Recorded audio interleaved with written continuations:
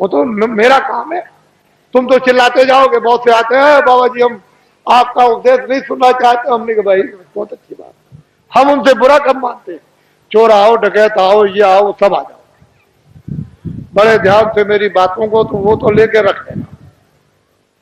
अब मैं कुछ आपको सुनाना चाहता हूं। वर्ण व्यवस्थाएं थी, उसका आपने उल्लंघन किया, उसको तोड़फोड़ दिया, उसको बिगाड़ दिया, नष्ट और भ्रष्ट कर दिया। तो आप सब के सब लोग रो रहे हैं। कोई ऐसा नहीं है कि जो नहीं रो रहा, सब रो रहे। अगर कहोगे नहीं भाई धनी मानी हंस रहे ना, वो तुमसे ज्यादा रो रहे, वो तुमसे भी ज्यादा भयंकर रो रहे। लेकिन तुम क्या कहते हो कि नहीं धनी हंस रहा। मैं कलकत्ते में बैठ के एक बगीचे में चुपचाप बैठा हुआ था, तो दो आदमी बड़े सेठ पास में बैठ गए और आपस में बात करने लगे। अरे क्या जमाना आया, क्या मुसीबत है कि दिन में खाना भी नहीं खा सकते हैं, क्या आफत है। इससे अच्छा तो यह है कि बेचारा ये गरीब सो रहा है, ये बड़े आराम में बड़े सुख में है, और हम इतने पैसे वाले मकान वाले और सब कुछ होते हुए और इतनी परेशानी में। तो हमने कहा अरे सेठ जी क्यों आप चिल्ला रहे हो, पहले तो तुम ये देखो कि ये जो सो रहा है वो कौन है, उसको जगाओ। उसको जगा गया, भाई तुम कौन हो। कह लगे अरे बाबूजी हम तो ठेला चलाते हैं। कितना दिन में कमाते हो। बाबूजी बड़ी मुश्किल से 20 रुपए मिल जाते हैं। तो अरे भाई ये बताओ कि दुनिया में सुखी कौन है।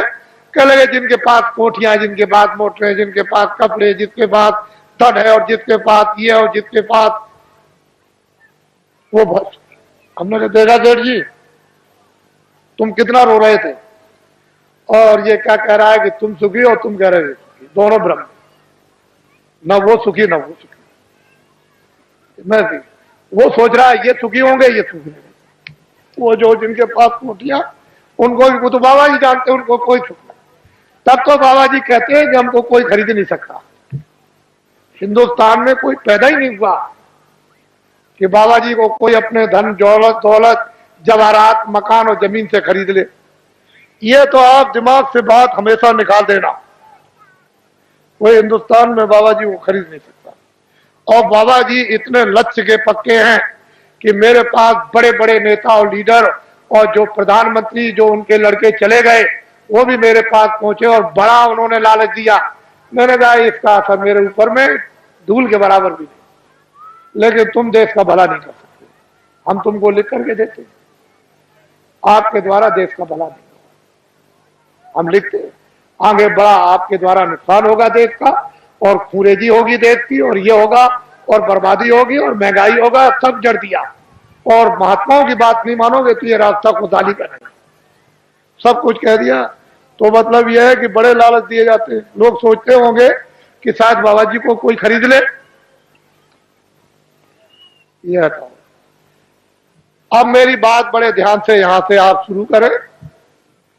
पहले तो ये आप बताइए कि आप किराए पर आए हो। ए बच्चियों मैं तुमको किराए पे लाया हूं, बोलो बच्चियों जोर से। कैसे को कह रही नहीं।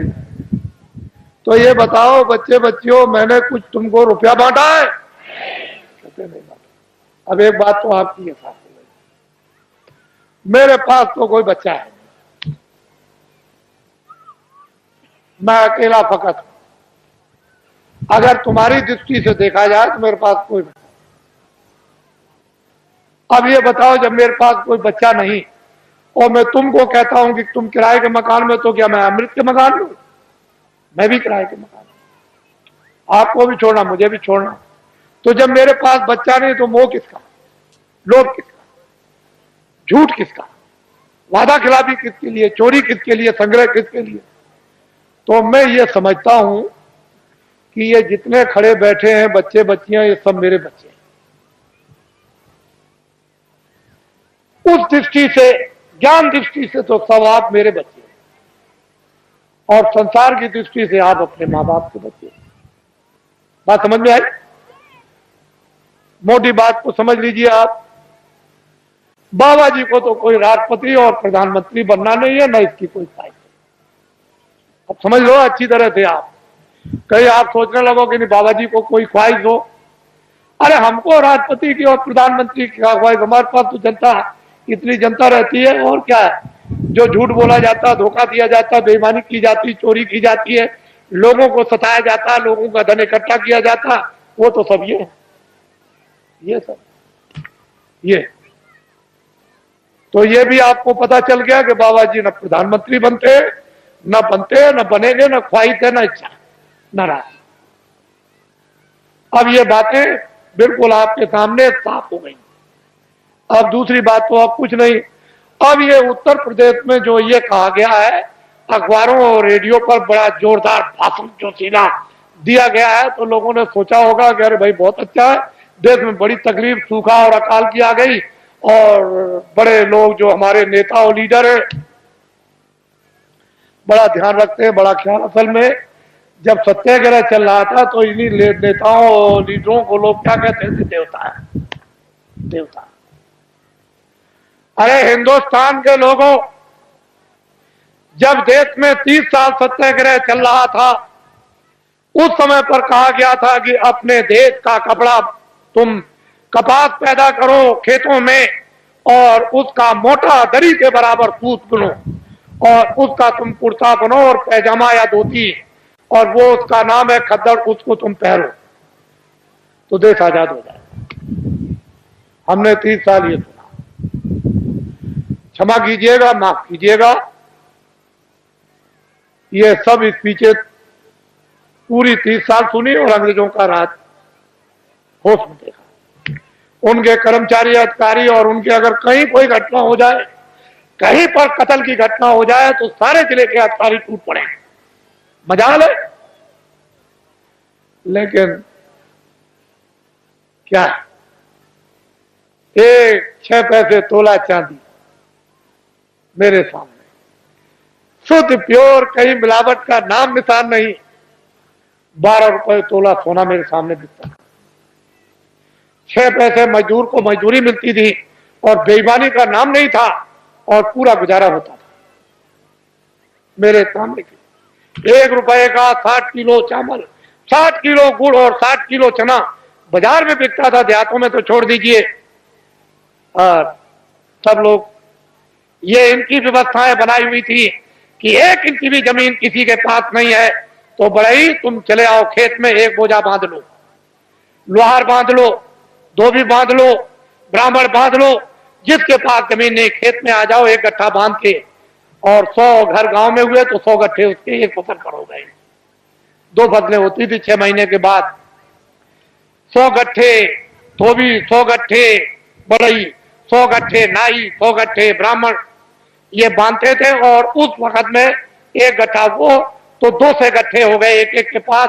क्या जरूरत है उसको खेती जोतने की और खेती रखने की, उसका तो पूरा। और ये हमारे छत्री और ब्राह्मण चुपचाप बच्चों को भेज दे, चले जाओ नाई के पास, अनाज है बड़ई के पास रखा हुआ, धीरे से सफाई पर ले आओ।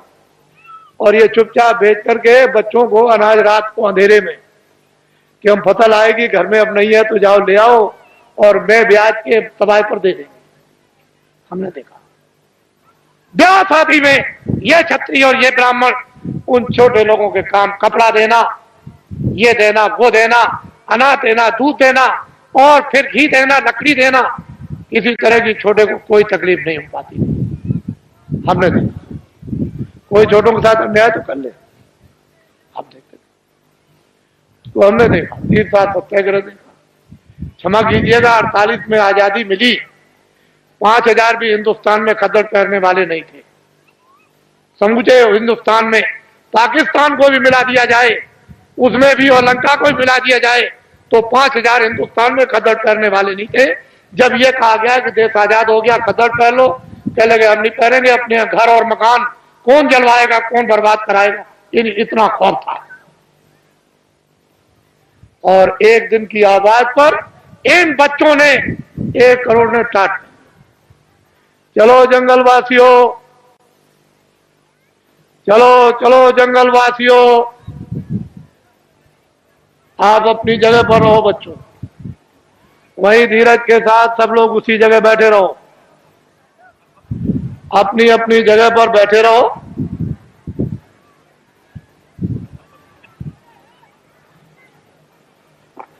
सब लोग बैठे रहो और अपनी आंखों से काम लो, कानों से काम लो, बुद्धि से काम लो। जल्दी चलो जंगलवासियों, एक दफे सबके सब भगवान को के नाम को बोलो जोर से, जय गुरुदेव। बैठी रहो बच्चियों, बच्चियों बैठ जाओ, सबके सब बैठी रहो, वहीं बैठी रहो, घबराओ मत। एक ही साधे सब सदे, एक दिन की आवाज पर 1 करोड़ लोगों ने, इन बच्चों ने बोरा पहन लिया। इस देश के अंदर 1 करोड़ बच्चे बोरा पहने हुए हैं। कौन हिंदुस्तान में नेता और लीडर पैदा हुआ जो एक दिन की आवाज पर करोड़ों बच्चों को ये टाट, ये बोरा, ये जूट पहरा दे? इनको देखो आप, पहले इतनों को देख लो, अभी तो आप आगे बहुत कुछ देखना है। इनको देखो, ये आपके सामने आ रहे हैं, बदन पर बोरा तो नहीं पहरे। मर्यादा के लिए एक लंगोटी तो जरूर है, लेकिन इनको देखो आप। जल्दी चलो बच्चों, जल्दी से इनको देखिए आप। हमको ये दिखाना है आपको कि एक दिन की आवाज पर इस देश के लिए, देश के काम के लिए, देश की सुरक्षा के लिए, देश के न्याय के लिए, देश की व्यवस्था के लिए, काश्तकारों के लिए, कर्मचारी अधिकारियों के लिए, मजदूरों के लिए और छात्रों के लिए, सेठ और साहूकारों के लिए अगर 1 करोड़ बच्चे एक दिन की आवाज पर ये टाट पहन ले तो ये कोई साधारण और आसान काम नहीं है। तुमने इतनी बड़ी बड़ी ताकत लगा दी और 5000 को भी तुमने खतर और टोपी पैजामा धोती नहीं पहरा पाया, और 1 करोड़ बच्चे टाट पहरे देश में घूम रहे हैं। पहले तो लोगों ने सोचा था कि बाबा जी मजाक कर रहे होंगे। बाबा जी कोई किसी के साथ मजाक नहीं करते।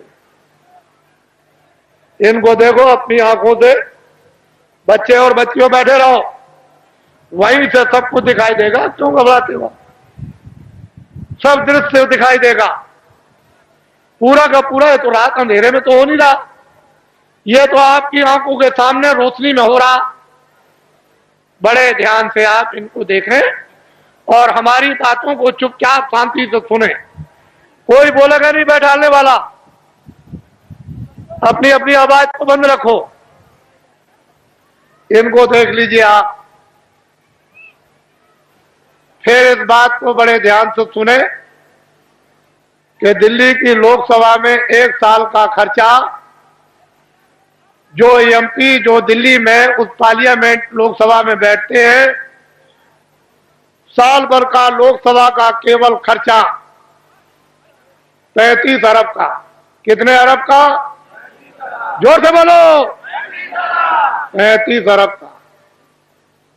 इस भारत की आबादी यानी भारत की जनसंख्या 2 अरब की। कितने अरब की? जोर से बोलो, कितने अरब की? मैं आपकी बुद्धि से पूछना चाहता हूं कि दिल्ली की लोकसभा में एमपी बैठ करके, शासन करने वाले बैठकर ढंडोरा पीट कर रखवार रेडियो पर कि 80 करोड़ 80 करोड़ और 80 करोड़ का लोकसभा में बैठ करके बजट बनाया जाए, तो मैं आपसे मोटी बुद्धि से पूछना चाहता हूं, 2 अरब की आबादी को पूरा पड़ जाएगा? और रेडियो पर आपने जो ढंडोरा पीट रखा है और जो नसबंदी और गर्भपात आपने जो कुछ भी करवाया और 4-4, 5-5 महीने के बच्चों को जो आपने गिरवा दिया, क्या ये हत्या नहीं है? ये अपराध नहीं है? अंग्रेजों के राज में एक भी अगर गर्भपात गिराया जाता था और पता चल जाए अधिकारियों को, तो न्यायालयों में जाकर के उसको सजाए मौत की सजा होती थी। आए देशवासियों, क्या वो कोई कानून नहीं था?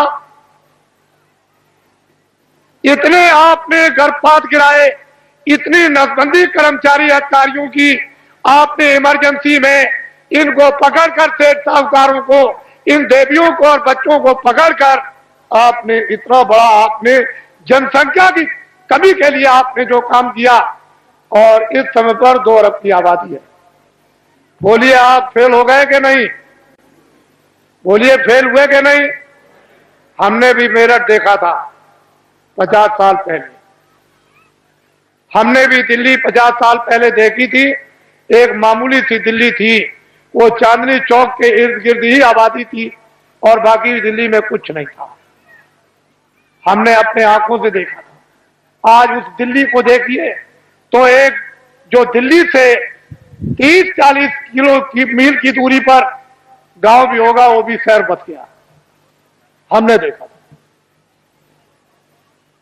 आपने सबसे पहले आपने प्रजातंत्र में ये शासन करने वालों ने अपराध किया है कि इस जनता प्रजातंत्र जनता के सामने आपने जनता की चोरी की, और ये अभी तक आपने नहीं बताया कि भारत की आबादी इतनी है। बोलिए अपराध है कि नहीं? बोलिए है अपराध। ये सबसे बड़ा अपराध भारतीय संविधान ये कहता है, बड़ा भारी अपराध है। जनता की प्रजातंत्र में चोरी नहीं करनी चाहिए, और आपने क्यों चोरी करके रखा इसको मैं बताना नहीं चाहता। मैं आपसे सबसे ये पूछना चाहूंगा, आप तो गृहस्थ आश्रम में बाल बच्चों में रहते हो, क्या आदमी अपनी स्त्री से कोई घर का या बाहर का राज छुपा सकता? कोई आपका गोपनीय भेद आपका यानी स्त्री से आप छुपा लेंगे? तो जब घर का और बाहर का कोई भेद स्त्री से नहीं छुप सकता है, तो क्या कोई फरिश्ते ऊपर से उतर आए? मान लो अगर कोई विदेशी देश का आदमी विदेशी देवी से, औरत से शादी करे, तो शायद हो सकता है कि वो बहुत बड़ा हो गया है, वो अपनी स्त्री से अपना राज छुपा लेगा? नहीं छुपाएगा। तो ये बताओ कि देश का आदमी विदेशी औरत से शादी चलते फिरते में करे, मंदिर भी ना हो और मस्जिद भी ना हो और मुल्ला भी ना हो और पंडित भी ना हो और दरिया का किनारा भी ना हो और कोई मंदिर और मठ भी ना हो, गिरजाघर भी ना हो, और चलते में अगर शादी कर ले तो उसको राजा बना दोगे? तो आपने ये सबसे बड़ी गलती क्यों की? भारत के प्रधानमंत्री ने विदेशी स्त्री से शादी की है, और आपने ये अपराध क्यों किया कि उसको राजा बनाया? क्यों आपने ये अपराध कर डाला, ये बताइए।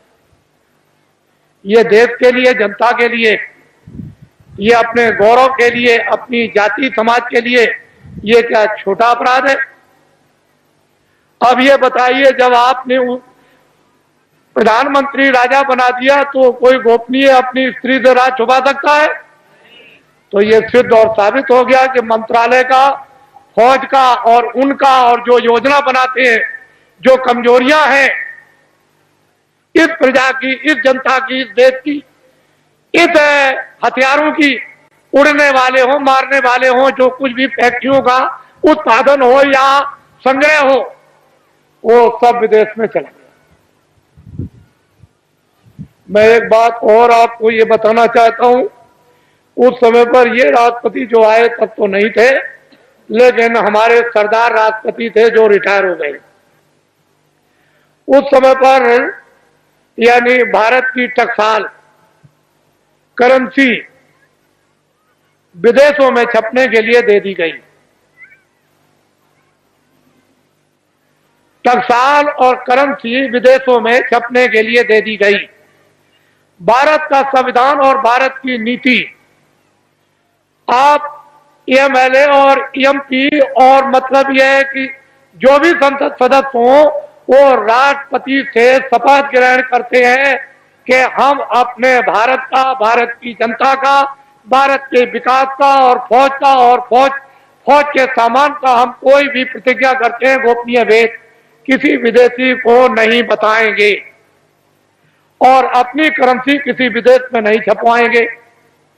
फिर राष्ट्रपति न्यायाधीश, जो मुख्य न्यायाधीश दिल्ली में रहते हैं सुप्रीम कोर्ट में, उनसे शपथ लेते हैं कि हम कोई भारत की जनता के खिलाफ यानी गोपनीय ऐसा राज ओपन नहीं करेंगे जिससे हमारे देश का और भारत की जनता का नुकसान हो जाए।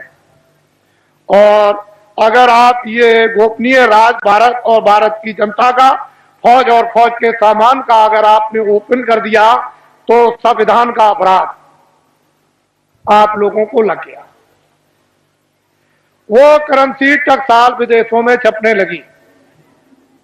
मैं ये बताना चाहता हूं कि जो टकसाल, जो करेंसी विदेशों में रुपया छप रहा और छपाया जा रहा और बताया जा रहा, क्या उस पर राष्ट्रपति के कोई हस्ताक्षर हुए?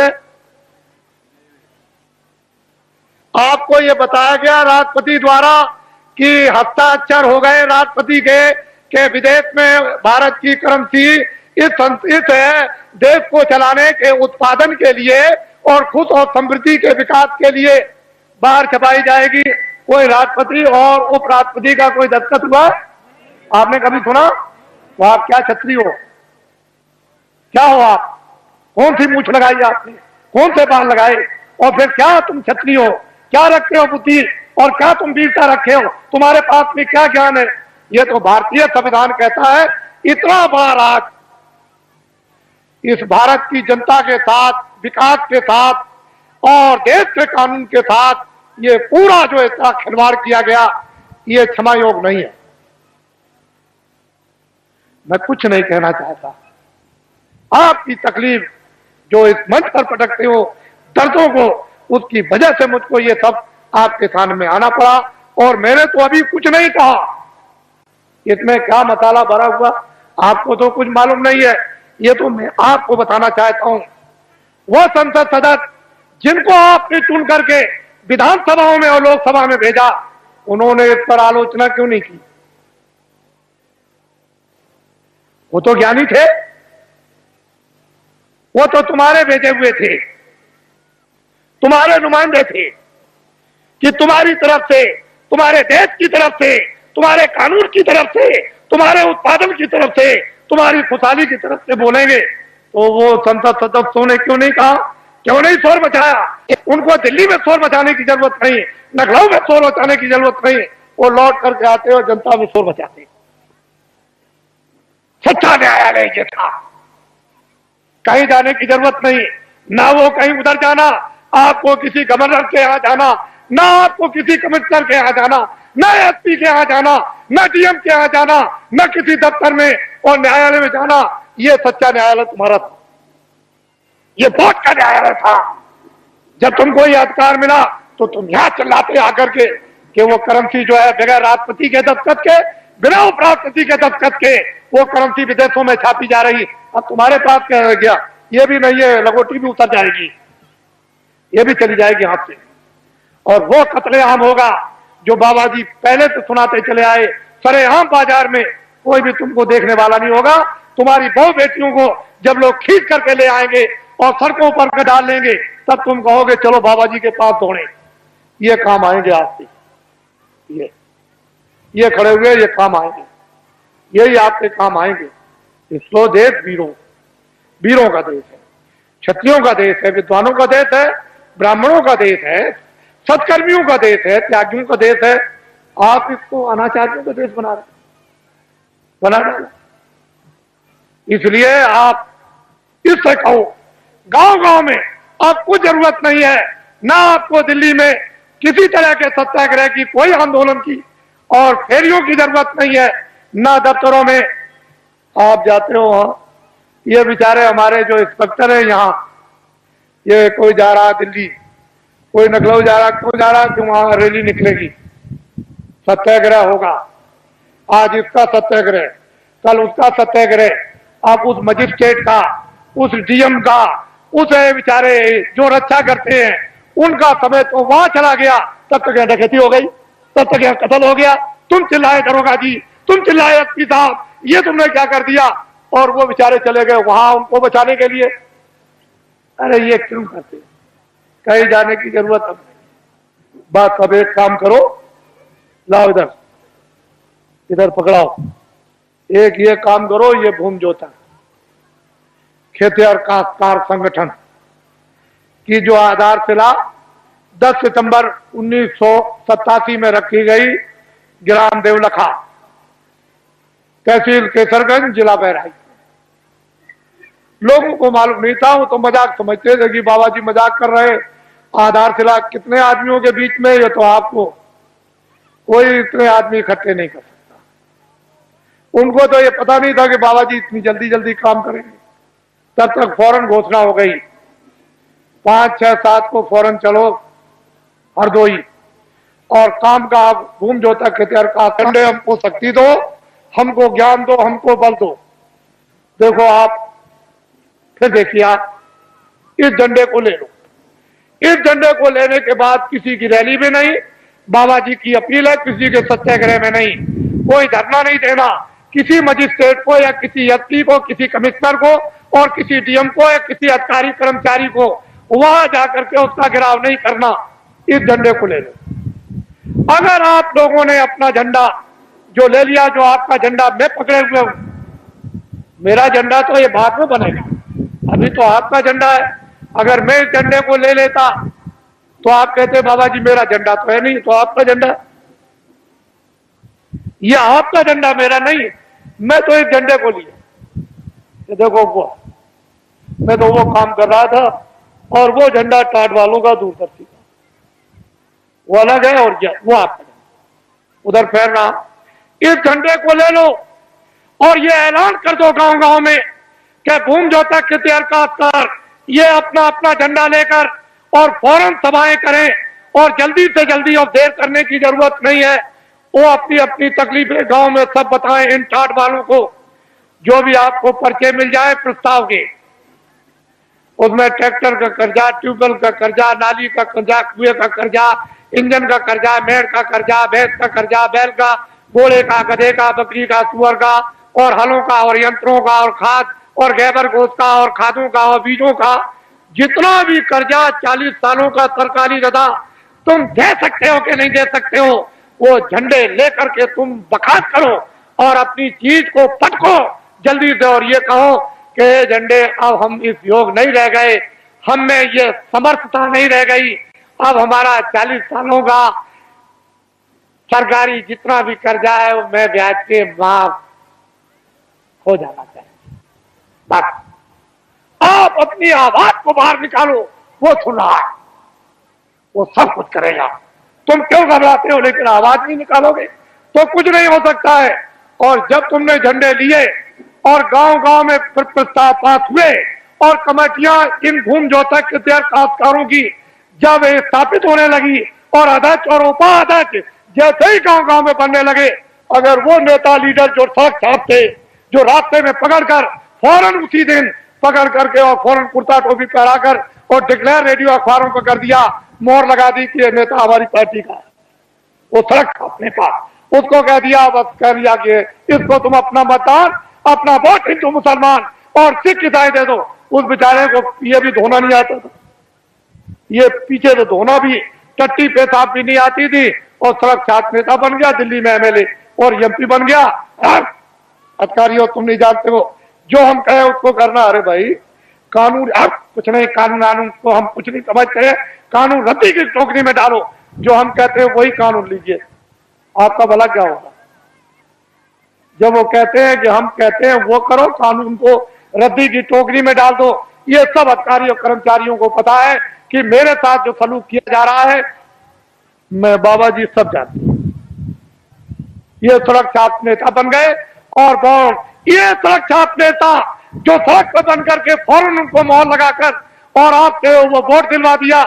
अगर आपने झंडा बाबा जी की अपील पर पकड़ लिया, ये नर नारी बच्चे और बच्चियों ने, ये सब के सब पार्टियों के लोग अपने अपने झंडों को ऐसे फेंक देंगे और सब तुम्हारे झंडे के नीचे आ जाएंगे। अगर ना आ जाए तो इस बाबा जी को बाबा जी आप बोलिए, फिर समस्या का समाधान होगा कि नहीं? अब ये बताइए। मैं ये चाहता हूं कि ये भारत जो दिल्ली जो सत्ता है, जिसको आप सत्ता कहते हो, हम तो चाहते हैं ये पकड़ लें और एक बार ये जो आपके सामने खड़े हैं ये आपको सत्ता दे दें। फिर इनसे हम क्या काम लेंगे तो शंकराचार्य जाने या राम जाने, या मतलब यह है कि वो कृष्ण के वो ऋषि मुनि जाने, लेकिन एक बार इन आपको जब सत्ता दे दें तो फिर आप सत्ता लेकर के फिर से नव निर्माण कर दिया जाए नए ढंग से और व्यवस्था आपके सुपुर्द कर दी। फिर आप कोई भी गलती करे, कभी भी कान पकड़ के बाहर, अभी गलती करेगा तो निकाल सकते हो? बोलो, निकाल दोगे एमपी को? बोलो, किसी मिनिस्टर को निकाल दोगे? नहीं निकाल दोगे। तो तुम्हारा अधिकारी क्या रहेगा? जिस आदमी को वोट देने का अधिकार, उसको पूरा पूरा राइट उसको निकालने का भी है। ये आपको मिलना चाहिए। ये नहीं मिलेगा आप कैसे? सामाजिक अधिकार ये सबको था कि समाज में न्याय के अधिकार सबको गांव गांव में थे और सब बिना पैसे के न्याय गांव गांव में होते थे। वो अपने बच्चे को भी नहीं छोड़ते थे न्याय करने वाले, उनको भी सजा देते कि तूने गलती किया, 5 रुपए का प्रसाद ला करके वो बांट दे और माफी मांग, कान पकड़ के वो अपने बच्चों से भी माफी मंगवाते थे। तो आपके पास क्या कुछ है? इसलिए गांव गांव में तो पहले भूमि जोतक खेतिहर काश्तकारों की सभाएं, फिर उसका अर्थ और मतलब, फिर उसके बाद उसका प्रस्ताव कामों का, उसके बाद है फिर उसका चुनाव। और जल्दी से जल्दी देर करने की जरूरत नहीं है, जल्दी करो। जितनी जल्दी तुम करोगे, अब तो रास्ता निकल आया, जितनी जल्दी करो उतनी काम आपका होगा। कुछ आप करो, कुछ मैं मेहनत करूं और कुछ इसलिए मेहनत करा दूं और भगवान की कृपा हो जाए, जल्दी काम। आपको तो चाहिए कर्मचारियों, अधिकारियों, सेठ और साहूकारों, सबके हितों, जनहितों के लिए ये बाबा जी ने पूर्ण रूप से योजना बना ली। हमको तो कुछ नहीं करना, हमको तो ये टाट की लंगोटी भी उतरवा के फेंकवा देना। और दिल्ली की जिस पार्लियामेंट में 35 अरब रुपया साल में खर्चा होता है, उस पार्लियामेंट को उठा करके और जंगल में फूस की पार्लियामेंट बनवा करके और साल में 10 ही करोड़ खर्चा हो। और इन लगोटी के या गैर लगोटी के द्वारा देश का एक बार संचालन करा दिया जाए और दुनिया को यह दिखा दिया जाए, ये हिंदुस्तान की बात नहीं, दुनिया को यह दिखा दिया जाए कि 40 वर्षों का हिंदुस्तान का सरकारी कर्जा लदा हुआ भूमि जोतक खेतिहर काश्तकारों पर वो माफ और कर्मचारी अधिकारियों को जितना वेतन, यानी छोटे से छोटा और बड़े से बड़ा 10,000 वो, और सेठ और साहूकारों की जो काली ब्लैक मनी है वो सब की सब बिना अपराध और बिना किसी टैक्स के ये सब की सब व्हाइट करवा दी जाएगी। और इस पर कोई किसी तरह का आपको लाइसेंस नहीं देना है, सब लाइसेंस यानी फ्री कर दिए जाएंगे और सबको छोटे बड़े कारखाना लगाने का इनको अधिकार दे दिया जाएगा कि तुम छोटा से छोटा, बड़े से बड़ा कारखाना लगा दो। आपको ये क्या मालूम, ये तो संकेत है, ये झंडा आपको पकड़ना है। इसलिए अब आप तैयारी करो कि आपने गलती की है, आपने अपराध किया है। एक तो वास्तव में मानवता का, इंसानियत का अपराध, फिर विधान का अपराध, फिर ईश्वर की तरफ से, फिर ऋषि मुनि महात्मा रामायण गीता की तरफ से, आप कुरान की तरफ से गुनहगार। अब गुनाह आपका कब जाएगा? ये जो आपकी दौलत को लोगों ने पनडुब्बियों में, तोपों में, हवाई जहाजों में, इसमें सामान के लाने, सामान के ले जाने में, हीरे जवाहरात की खदानों में इकट्ठा करने में और फिर ये योजनाओं के बनाने में और बाहर से जो कर्जा ले आए उसमें से 75% ये सब खा गए विदेशी बैंकों में।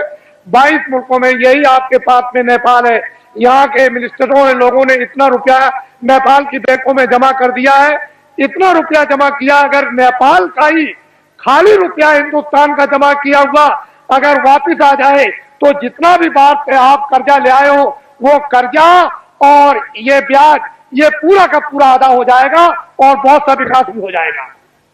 इतना यहाँ नेपाल में रुपया आपका जमा, जो भारत की गरीब जनता का आपने जमा किया है, और ये सब कुछ पता चल गया है।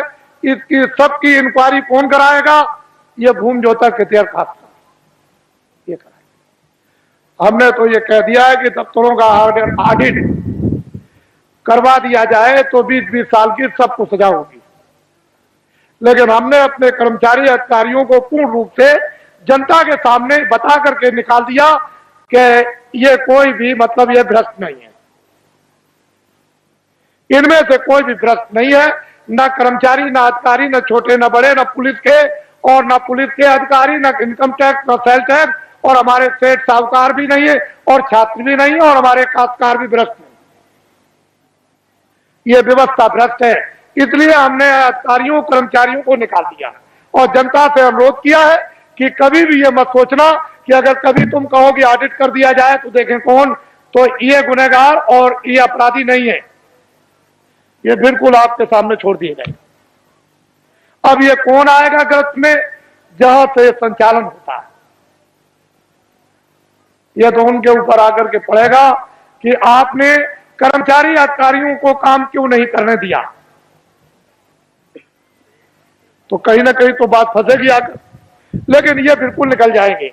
हमने पूरी जनता को बता दिया और बराबर बताते रहेंगे, हमारा कोई भी कर्मचारी अधिकारी भ्रष्ट नहीं है और कोई भी भारतीय संविधान में कानून में नहीं आता, क्योंकि अगर मंत्री गलती कराएंगे तो ये बेचारे रोजी रोटी अपनी कमाते हैं बाल बच्चों के लिए, इनका जरा भी दोष नहीं है, दोष उनका है जो करवा रहे हैं।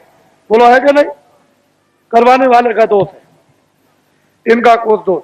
अगर इनके पास जमीन होती और जागीर होती तो इनसे कह देता कि नौकरी छोड़ दो, लेकिन अब जमीन और जागीर नहीं है तो मैं कह भी नहीं सकता, फिर नहीं कह सकता। इसलिए कोई दोषी नहीं है, आप इस पर गंभीरता से आप विचार करो। अब आइए एक आपको पहले एक कहानी सुना दे। एक राजा का राज था, राजा के राज में प्रजा बड़ी सुखी थी। अपनी जगह बैठे रहो बच्चियों, राजा अभी बैठे रहो, देर लगेगी, अभी बैठे रहो, देर लगेगी। राजा के राज में प्रजा, अभी सब चीजें देखो, अभी देर है। राजा के राज में प्रजा बड़ी दुखी थी, सुखी थी, हर तरह से संपन्न थी, न्याय से, खुशहाली से, समृद्धि से, सोने से, चांदी से, कपड़ों से, अन्न से, व्यवहार से, उठने से, बैठने से, सेवा से, मोहब्बत प्यार से, सबसे सुखी थी। दो बच्चे थे, राजा ने अपने बच्चों को महात्माओं के आश्रम में पढ़ने के लिए भेज दिया। अकस्मात कोई सहयोग की बात, अकस्मात राजा का देहांत हो गया। प्रजा बहुत रोई, मेरा धर्मात्मा, मेरा बड़ा पुण्यात्मा, मेरा राजा बड़ा अच्छा राजा हमारा चला गया, अब हमारी देखभाल कौन करेगा। तो लड़कों को बुलवाया विद्वानों ने कि भाई बिना राज के रात तो ठीक नहीं है, तो इसलिए एक काम करोगे, अब भाई ये तो स्थान ग्रहण कर लो। तो जो बड़ा बच्चा था उसको बैठाया कि अब तुम राजा बन जाओ, ये तुम्हारी प्रजा और तुम राजा हो जाओ। राज तिलक कर दिया, गद्दी पे बैठा दिया और सुना दिया प्रजा को, ये राजा हो गया और तुम्हारी अब देखभाल करेगा। उस बेचारे को अनुभव तो कुछ था नहीं पूरा, क्योंकि अब महात्माओं के आश्रम में जब गए थे तो पढ़ा तो नहीं। बस थोड़े दिनों के बाद प्रजा दुखी रहने लगी, प्रजा में गड़बड़ी होने लगी, प्रजा रोने और चिल्लाने लगी। राजा बहुत कुछ सोचे कि मैं क्या करूं, मैं बहुत उपाय करता हूं लेकिन प्रजा को कोई सुख नहीं मिल रहा। तो होते होते प्रजा चिल्ला पड़ी, राजा खराब है, राजा खराब है, राजा खराब है। किसी ने कहा कि अरे भाई आपकी सारी प्रजा कह रही राजा खराब, एक महात्मा जी पहाड़िया पर रहते हैं, तो तुम चले जाओ और जाकर के उनसे प्रार्थना करो कि हमारे राज पर संकट आ गया, तो इस संकट को किसी तरह से कृपा करके दूर कर दीजिए। राजा गया, बेचारा गया पहाड़िया पर, देखा वह महात्मा, उनको प्रणाम किया और कहा कि राजन तुम अब कैसे आए, इतनी देर तुमने कैसे की। चले महाराज मुझे तो मालूम था नहीं कि इस पहाड़िया पर कोई महात्मा रहते हैं कि तुम्हारे राज में, तुमको ये नहीं मालूम कि महात्मा रहते कि नहीं रहते, फिर तुम्हारा राज कैसा। चले महाराज बड़ा संकट आया है, कृपा कर दीजिए हमारा संकट प्रजा का चला जाए। और सारी प्रजा रो रही, तो उन्होंने कहा अच्छा एक काम करो, किताबों में लिखा हुआ है कि प्रजा पर, परिवार पर, शरीर पर कोई संकट अगर आ जाए, चाहे राजा हो, तो भगवान नाम का जाप करा ले तो ये तकलीफ दूर हो जाएगी। जाओ अपने राज में बड़े बड़े विद्वानों की खोज करो और खोज करके महल में बैठा करके भगवान नाम का जाप करा लो, तो तुम्हारा और प्रजा का संकट कम भी हो जाए, हो सकता दूर भी हो जाए। राजा उधर से आए, अधिकारियों को भेज दिया कि जाओ तुम चले जाओ विद्वानों की खोज करो। एक विद्वान मंदिर में जल चढ़ा रहे थे शिव जी के, जब बाहर निकल के आए तो देखा चंदन लगा हो, आप कौन है? कह लगे मैं तो ब्राह्मण हूँ। कह लगे बस आप ही की तो तलाश के लिए मैं आया था, और चलिए चलिए राजा ने आपको याद किया है, जल्दी चलिए आपको और कुछ नहीं करना, राज पर संकट आ गया, भगवान नाम का जाप कर दो, आपको दक्षिणा मिलेगी। जब वो गए तो सब सामग्री देकर के जाप करने के लिए बैठाया, तो ब्राह्मण बोले, कह लगे भाई ठहर तो जाओ, जरा हमको सोच लेने दो कि हम शंकर की का जाप करें कि राम का जाप करें कि कृष्ण का जाप करें कि देवी का जाप करें कि गंगा जमुना का। कुछ देर तक वो सोचते रहे, जब उनकी समझ में कुछ नहीं आया तो धीरे से वो बोलने लगे कि क्या जाप करूं क्या न करूं, कौन सा जाप करूं कौन सा न करूं, किस नाम का जाप करूं किस नाम का न करूं। धीरे धीरे बोलने लगे कि क्या जाप करूं क्या न करूं, क्या जाप करूं क्या न करूं, क्या जाप करूं क्या न करूं, क्या जाप करूं क्या न कर जाप। ये भगवान नाम का जाप होने लगा। तब तक किसी ने कहा राजन एक विद्वान को और बैठा दीजिए तो राज का संकट जल्दी दूर हो जाएगा। तो अधिकारियों को भेज दिया, एक ब्राह्मण को और पकड़ लिया।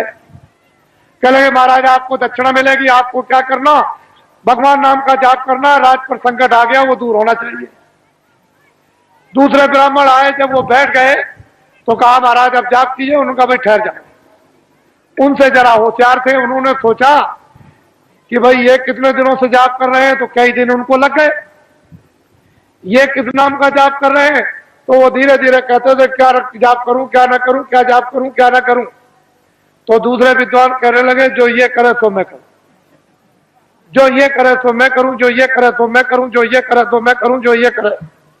तब तक किसी ने कहा कि राजन अगर एक विद्वान को और बुला करके बैठा दो तो राज संकट जल्दी दूर हो जाएगा। तो दौड़े अधिकारी, दौड़ाया तो तीसरे ब्राह्मण को और पकड़ लाए। वो दोनों से होशियार, उनसे कहा महाराज आपको अच्छी दक्षिणा मिलेगी, भगवान नाम का आप जाप कर दीजिए। तो जब बैठ गए तो उन्होंने कहा भाई ठहर जाओ, मुझे सोचने दो, विचारने करने दो, जाप करने के लिए तुम्हें आए। उन्होंने सोचा कि पहले वाले विद्वान क्या जाप कर रहे हैं। तो पहला कहता है कि क्या जाप करूं क्या ना करूं, दूसरा कहता है जो ये जाप करे तो मैं करूं, तो तीसरा कहता है कि धांधली कब तक चलेगी, ये धांधली कब तक चलेगी, ये धांधली कब तक चलेगी, ये धांधली कब तक चलेगी। तब तक किसी ने कहा राजन तुम्हारे राज का सब नाश हो जाएगा। अरे तीन विद्वान जाप के लिए नहीं बैठाए जाते हैं, ये त्रिदोष हो जाएगा तो राज में संपात हो जाएगा। चौथे विद्वान को जल्दी खोजो और उसको ले आओ, तब राज संकट जाएगा। तो दौड़ पड़े अधिकारी, चौथे को पकड़ लिया। जब चौथे आए तो तीनों से चौथे होशियार। उन्होंने सोचा कि भाई पहले वाले तीन क्या कर रहे हैं। तो एक कहता है कि क्या जाप करूं क्या ना करूं, क्या जाप करूं क्या ना करूं।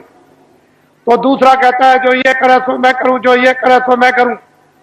तो तीसरा कहता है ये धांधली कब तक चलेगी, ये धांधली कब तक चलेगी। तो चौथा कहता है कि जब तक चलेगी जब तक सही, जब तक चलेगी जब तक सही, जब तक चलेगी जब तक सही, जब तक चलेगी जब तक। ये चारों जाप कर रहे हैं। एक कहता है कि क्या जाप करूं क्या ना करूं, दूसरा कहता है जो ये करे तो मैं करूं, तीसरा कहता है ये धांधली कब तक चलेगी, ये धांधली कब तक चलेगी। तो चौथा कहता है जब तक भारत की जनता नहीं जगेगी तब तक चलेगी, जब तक भारत की जनता नहीं जगेगी तब तक चलेगी, जब तक भारत की जनता नहीं जगेगी तब तक चलेगी, जब तक भूम जो तक खितियार का आधार नहीं जगेंगे तब तक ये धांधली चलेगी। किसी ने आकर के कहा कि राजन बड़े बड़े विद्वान भगवान नाम का जाप कर रहे, उसको देखा जाए। तो आगे आप मंत्री ने कि चलो सिपाहियों, राजा जाप देखना चाहते हैं। सिपाही गए, विद्वानों से कहा कि अरे विद्वानों, मंत्री और राजा आपके जाप को देखने के लिए आ रहे।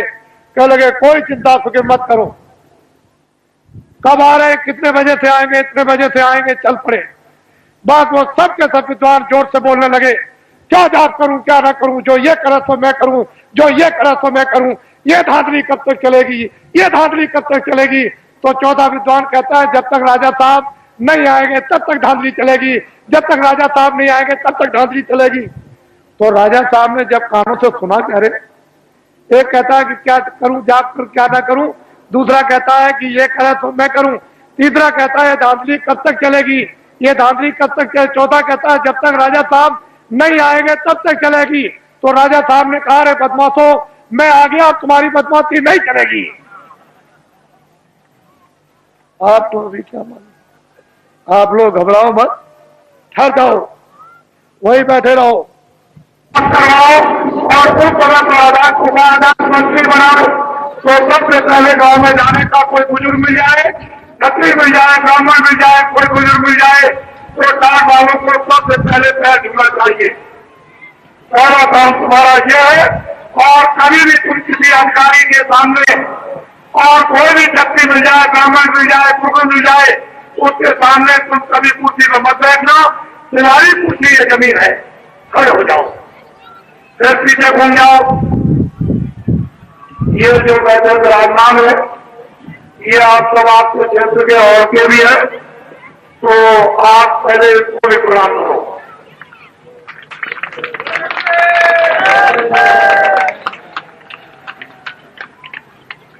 इनको देखिए आप, गौरव जी चाहते हैं कि जो व्यवस्थाएं, सब व्यवस्थाएं जो खत्म हो गई, ये बड़े बड़े लोग बैठे हैं सामने और पीछे, ये जमींदार थे, जागीरदार थे, ये कोई काम नहीं करते थे। इनका काम क्या था कि लोगों को न्याय देना, लोगों को न्याय दिलवाना, रक्षा करने और वक्त पर उनके काम आना।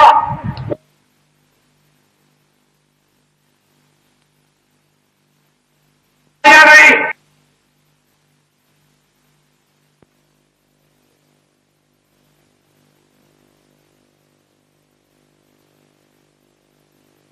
झोला लेकर